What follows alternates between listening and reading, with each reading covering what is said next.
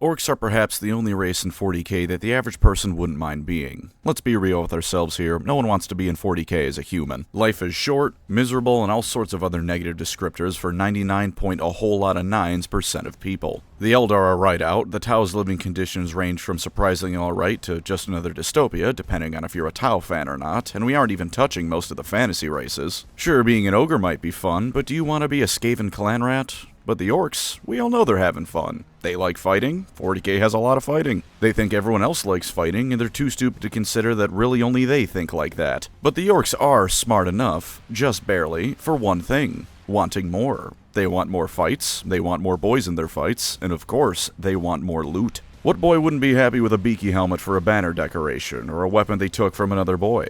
But some orcs take it to another level. Some orcs don't simply want more, they crave more. They almost need more. Enter the Flash Gitz. I've lost a bet because I suck at Warhammer. My opponent was kind enough to uphold his end of the deal anyways, so today we're going to talk about the orcs for whom the words "too much of a good thing" just means you're too poor to appreciate the finer things in life. But real quick before we start, you should know this video is sponsored by Minimaker. What's Minimaker do? Make minis. 3 levels of quality for display, gaming, and budget, because having multiple options and price points is nice. What kind of minis do they make? Fantastic 3D printed models for your wargaming needs and more. They have elves riding dinosaurs with miniguns on them. What more can I say? How's it get to you? It's made to order and shipped worldwide. They will never run out of stock because that's not how it works here. You will receive what you ordered in a timely fashion. What if there's something you want they don't have? Reach out to them and they'll add it. You can ask for minis to be created, and they will create them. This is top-tier service. Go to Minimaker.com and start shopping. Use code Pancreas in all caps at checkout for 10% off. You can save with the discount, and if you buy enough minis, you can get minis for free with points. Do it now. Go to Minimaker.com. Buy the minis. Use the link in the description and pinned comment and code Pancreas.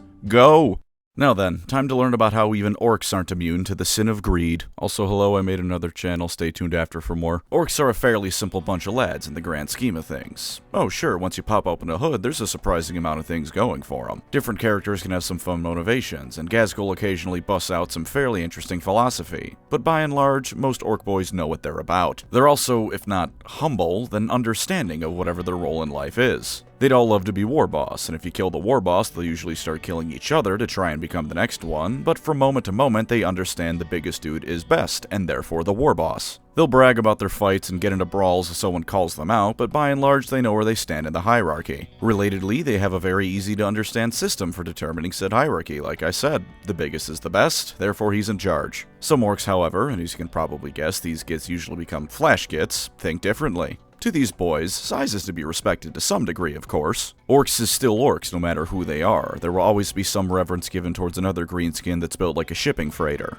But even amongst a species who reveres fighting above all else, some people still want to be the richest bastards in town. Flash Gitz are those guys. Flash Gitz like the shiniest, flashiest of things. They don't just want a loud gun, they want the loudest gun possible. But it can't just be a normal gun, right? That's still far too normal and doesn't really separate them from the average boy. Most orc weapons are already loud and absurd. Turning the dial up from 11 to 12 isn't doing all that much. So they have to splurge out a bit, but contrary to what the first idea that come to your head might be, they don't just do something like rip a Baneblade side bolter off and use that. That's plenty loud and packs a punch, but that would make them no different to the common looter boy. How are you supposed to prove you're the best when you just stole someone else's stuff? No, instead Flash Gitz do the orc equivalent of a rich person buying something insane just to flex their wealth, like a $100,000 watch or some shit. Still more respectable than that kind of thing though, because at least the Flash Gits are buying something useful. A Flash Git will instead gather as many teeth as they possibly can, and then approach the nearest mech boy who's about to receive the biggest payment of his life. They will then ask him to make the most outlandish weapon he possibly can.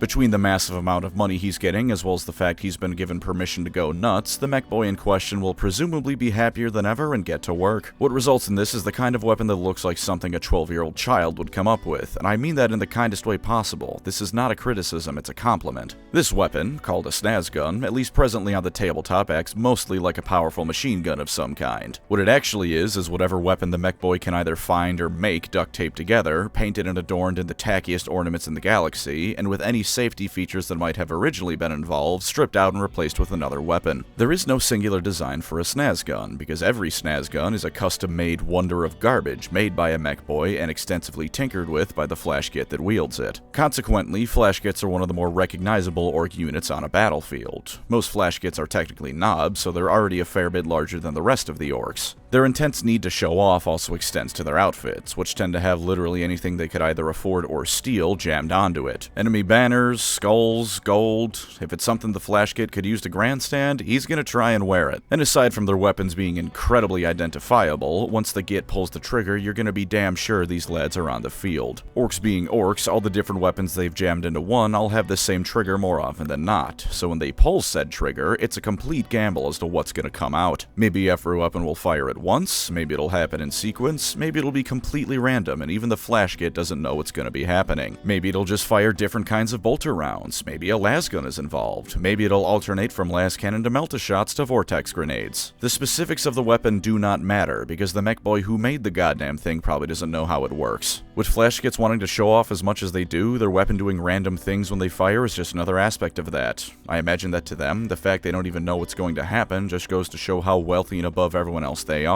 They can afford to not only jam a million different guns together, but also for a few of those guns to potentially be things like grav guns. I did say they considered themselves above the rest of the orcs, and that's true. Consequently, however, you will find that Flash Gits likely do not have many friends, in as much as any orc has a friend that isn't just someone they enjoy punching in the face. A lot of other orcs will likely consider them a bit off, since they seem to enjoy showing off their wealth as much as, if not more, than a good proper fight. At the very least, Flash Gits can become obnoxious when they show off their shiny bits and brag about how it makes them better than whichever boy is unfortunate enough to be stuck talking to them. In fact, this will oftentimes lead to Flash Gits being forced out of their original warband. Other orcs get so sick of them constantly bragging and talking down to everyone, they just straight up get exiled. Do not pass go, leave the island, and unfortunately, you are going to have to leave the forge. This is done in an orky way, of course, by which I mean other boys punch their faces in until the Flash Git gets the hint. Naturally, some Flash Gits don't actually leave but are killed, and in this case, all their gubbins are promptly taken by whichever orc wins the resulting fight over them. When they wander away from their warbands, their troubles may not even be over then. While they oftentimes frequently band together, they're all still Flash Gits. They all have the desire, that need to brag and show off their stuff. They want everyone to know they're the best, and when you put a couple dozen violent psychopaths who are loud and proud about how they're each better than everyone else, those fancy snaz guns they have will get turned on each other sooner or later. Fistfights in predominantly Flash Git warbands are about as regular as the sun rising, and there's decent odds the warband will end in a 50-way shootout. It's not all being social pariahs for the Flash Gits though. The Bad Moon's orc clan has plenty of them, since they has a whole like shiny bits and wacky guns. Bad Moon's even like something as unorky as gold, and the general flaunting of wealth means that Flash Gits can usually find a home in Bad Moon's groups. Maybe not permanently, but if you'd like my interpretation of how things work, then a Flash Git essentially has a longer amount of time before everyone around him wants to kick his face in amongst the Bad Moons and any other clan of orcs. They can also frequently form freebooter bands, since what better way to get shiny things to show off is there than by being a pirate? Well, the issue of them being assholes to each other is still a danger. A sufficiently charismatic or just plain big enough freebooter captain can wrangle them and turn them into one of the more dangerous orc warbands. If the need to show off can be turned into a need to one-up their comrades on the battlefield, suddenly you have an orc warband that will never break and attacks relentlessly, because if they run away, they're proving they were not, in fact, the best guy around. In this way, a freebooter band of Flash Gits can become one of the worst things an opponent can run into, because blowing you up not only satisfies their egos, but can provide them with a chance to nick a few shinies for their collections. And if you don't mind me just thinking out loud for a bit, I would wager that Flash Gits are some of the more likely of the orcs to become mercenaries for beings that aren't orcs. After all, these are some of the few orcs that accept payment in the form of something other than punching your teeth down their throat so they can rip them out of your guts. Offering them weapons is probably the easiest way to make them hear you out, since after all, a shiny new trinket might be the perfect thing to weld into their current ballistic abomination.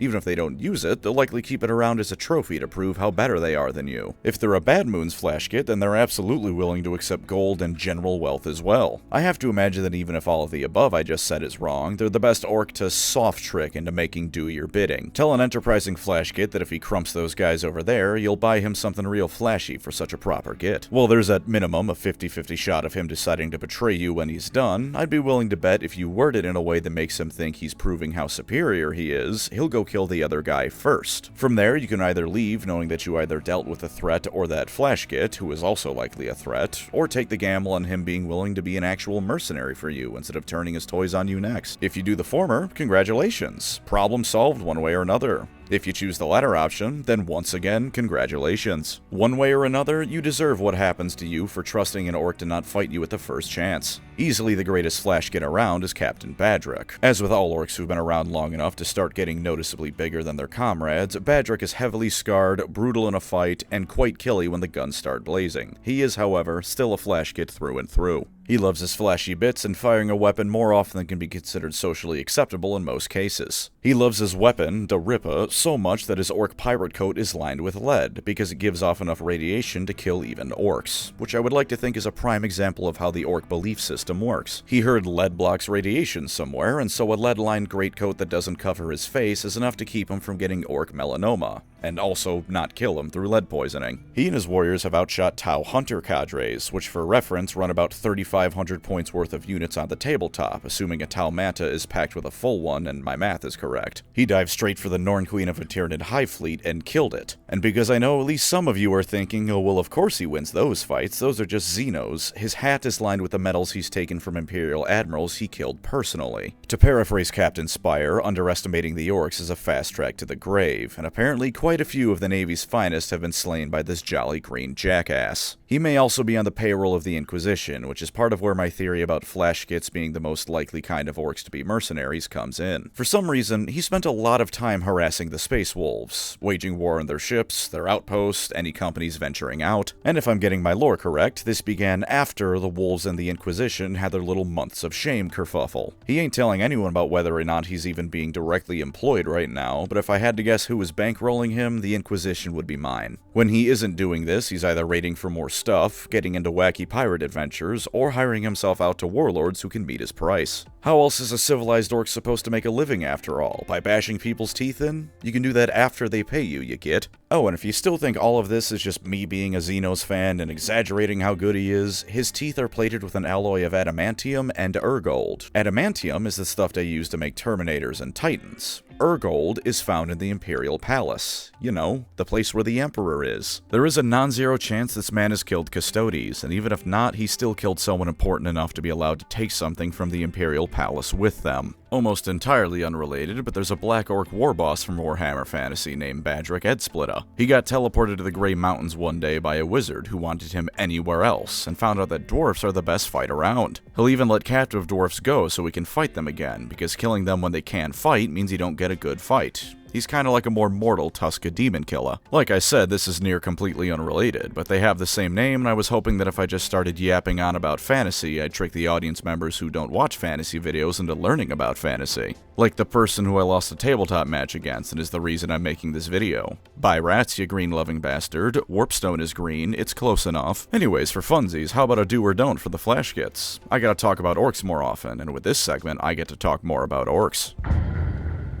For lore positives, flash gits are the best thing for your army if you want your orcs to be properly shooty. They're all about big and obnoxious firearms throwing as much Daka at the enemy as they can hold, with a little more on top just for good measure. If you saw the Halo 2 cutscene where Cortana asked Chief if he could possibly make any more noise and took that as a challenge, these are the boys to take in your army. If you want a bit more in terms of contrast and potential for general shenanigans, these guys are also a good unit to base your army around. Flash gits offer a nice alternative to the standard bigger is better, fight, fight, fight mentality all orcs have. Sure, that's still there to some extent, but by virtue of them being so obsessed with flashy things above all else, they stand out. All orcs can appreciate a nice shoota and some bling, but the fight is where it's at. For the flash kits, the bling and the shoota matter just as much as the fight, arguably more so. For some adventure, them being in my opinion the orc type most likely to be mercenaries means that if you want your army to be something that can fight for reasons beyond just fighting, they're perfect. They're off to fight for the Eldar one day, the Imperium the next, and some presumably very confused Necrons after that. As for why the other orcs of the army are tagging along, it can be any reason. The flash gits promise them loot, a good fight, or to shoot them if they didn't fall into line. The sky's the limit for why they're there. They're also perfect for both low-key and grandiose adventures, in the way that orcs are good for low-key things. A small band of a couple flash gits and their minions raiding merchant convoys is perfectly valid. After all, they need the wealth. But dozens of flash gits amidst a horde waging war against Space Marine chapters and more is also perfectly viable.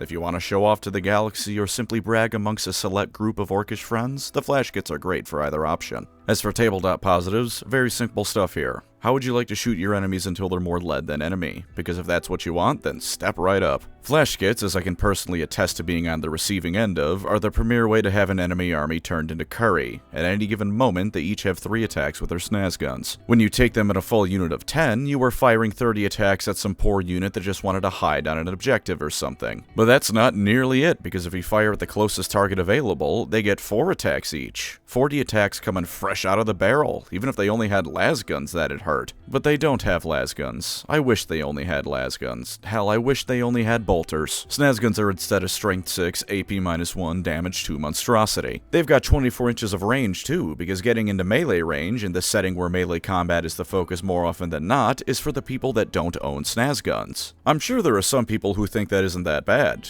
These people, I guarantee you, aren't running Eldar or Guard, because if you do, then congratulations. Their weapons are strength 6, and your toughness 3, so they're wounding on 2s. That's assuming they don't use their once-a-game ammo runt ability, in which case they have lethal hits. In this case, get bent. While they only hit on 5s, they have heavy, so if they don't move, they hit on 4s. On just about everything that's infantry, they're wounding at least a 3, and even on vehicles, 5s to wound are fairly common. And of course, if you get the lethal hits ability for a turn, go wild. Pump 40 shots into something with toughness 12. Statistically, you'll get a few 6s. Oh, and they have sustained hits 1, which aside from meaning they can have 8 shots a turn potentially if you're absurdly lucky, they can have lethal sustained hits. Auto-wounding shots that generate more hits. What fun. Now you might be thinking they're surely weak in melee to balance this out. And I mean, they're weaker, their shooting is better than their melee, but they still have 4 attacks hitting on 3s at strength 5, AP -1, and admittedly only damage 1 instead of 2. If you throw some cheaper melee units at them thinking that'll be enough, you're getting smashed. These are still orcs after all. And with toughness 5, a 4-up save, and 2 wounds apiece, they're reasonably tough.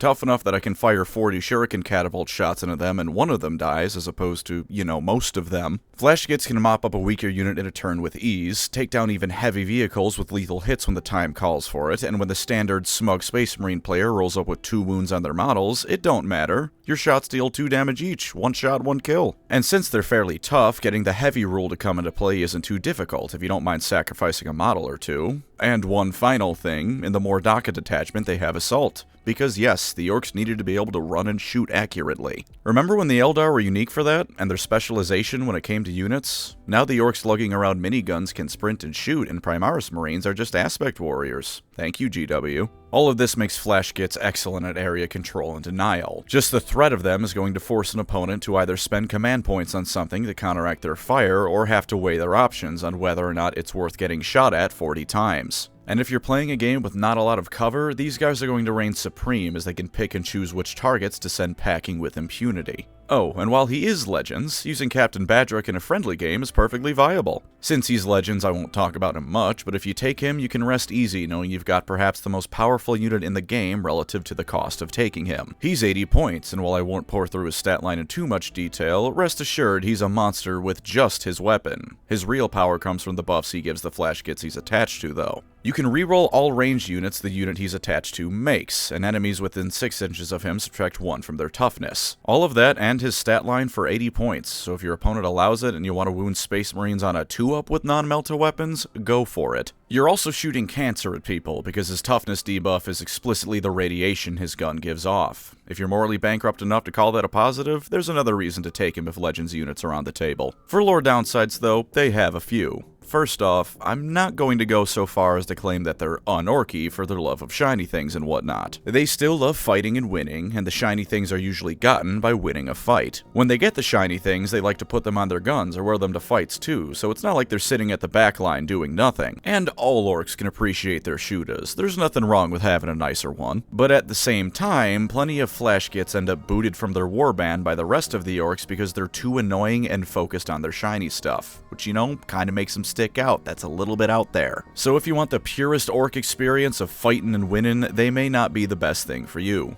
Again, I'm not going to make the claim they're un-orky, but they have different priorities, which may be a turnoff to some extent. Criticizing them for being arrogant is also a bit of a low blow, since not only are most orcs arrogant braggarts, but everyone in 40k is unbelievably arrogant. But again, they get kicked out of tribes for being too full of themselves. How annoying do you have to be for orcs to decide to kick you out? So even if you weren't thinking it before, I'm now going to put the brainworm in your mind that Flash Gitz are the theater kids of the orcs. Not kids that do theater kids. Or they're compensating for something, pick one. I have to confess, though, that I am struggling a bit for lore downsides, and tabletop downsides aren't exactly flowing to me either. Since I feel at least kind of obligated to warn you of some stuff, though, be aware that they aren't the peak of dealing with vehicles. Surprise lethal hits can certainly help in that field, but at a certain point, anything short of a melt-a-weapon is going to only be dealing chip damage. With Flash Gitz, it'll be surprisingly hurtful chip damage, but Strength 6 is only going to do so much against Mortarion or something like him. Them dealing 2 damage a shot also doesn't mean anything against targets like Kane, who have incoming damage. Against the heaviest of targets, you're relying on the classic orc strategy of firing enough bullets that the enemy will eventually roll a couple of 1s for their saving throws. In moments where someone controlling a tough enemy model only rolls 5s and 6s for their saves, you're in deep shit. Heavy is also something that obviously needs to be accounted for, because hitting on 5s without it means you are entirely relying on it to have decent accuracy. It's more of a general orc problem, but it affects them too.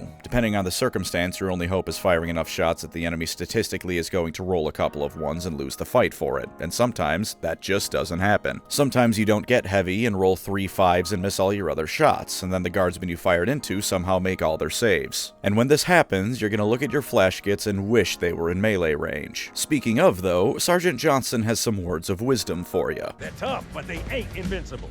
While you unfortunately can't throw the Master Chief at a problem like he can, you can throw armor piercing at them. They've got no invuln save, and while I'm of the personal opinion they should be saving on 5s because that's how I always picture how orcs are supposed to be, tough but dog-ass saves, a 4-up isn't the worst thing in the world to chew through. Melee is also, of course, their clear weak point, even if, like I said, they aren't exactly weak. Dedicated melee units around their point cost can take them to Pound Town more often than not. If you can get Wraith Blades with Ghost Axes close enough, they'll likely do quite nicely, since they have AP 2 for the save and Strength 7 for the Gitz toughness. And while having a Strength 6 weapon is nothing to sneeze at, it is only AP 1 to go with that, which is something you can gamble on succeeding to throw for if you're feeling lucky. Things like Wraith Blades or an equivalent could potentially be a great way to deal with them. If you have a melee unit tough enough to weather the first volley and strong enough to clap back once they arrive, you can force the orc player to either focus fire on them and draw attention from other places, or risk losing their machine guns to melee combat. As for their price, they aren't the cheapest, but they aren't the priciest either. 80 points for 5 or 170 points for 10, because GW simultaneously wants you to run more models than ever, but also wants to punish you for running more models than ever. Cheaper games can only really support 1 unit of Flash Gitz, which will probably be your ace in the hole at that level. In pricier games, they likely won't be the linchpin of your army, at least 1 unit of them won't be, but even at that level of points, we're veering into the territory of you needing to use them with caution. Even losing a 10-man, 170-point unit of them in a 2k point game can be perfectly fine, but you need to lose them in a way that helps you out first, otherwise you're going to be hurting for it. It'll be you hurting and not outright crippled for losing them, but at least personally, I feel they're pricey enough to warrant something resembling tactical usage. Disregard this point if you yourself are an orc and just want to throw buckets of dice around. In this case, they have no weaknesses. You will throw 40 dice a turn, and even if only 2 of those shots do anything, you can assume your opponent is in a constant state of mild panic every time you start rolling dice. And those are the Flash Gitz. DACA, and even more DACA.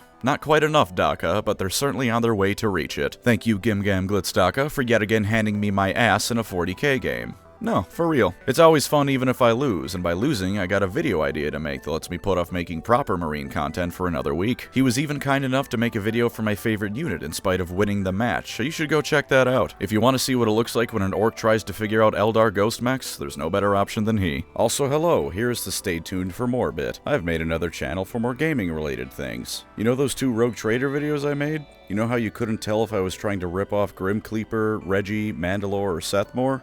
Well, the channel's gonna be that kind of stuff. If you like that kind of stuff, go check it out. 1 video's up now, and more will be added as time goes on. And as always, thank you to my wonderful channel members. You are the snaz gun to my Flash Gitz, letting me pump out absurd amounts of crap at the people watching these videos. If you'd like to support the channel, feel free to subscribe or become a member. Either way, thank you for watching, and take care out there.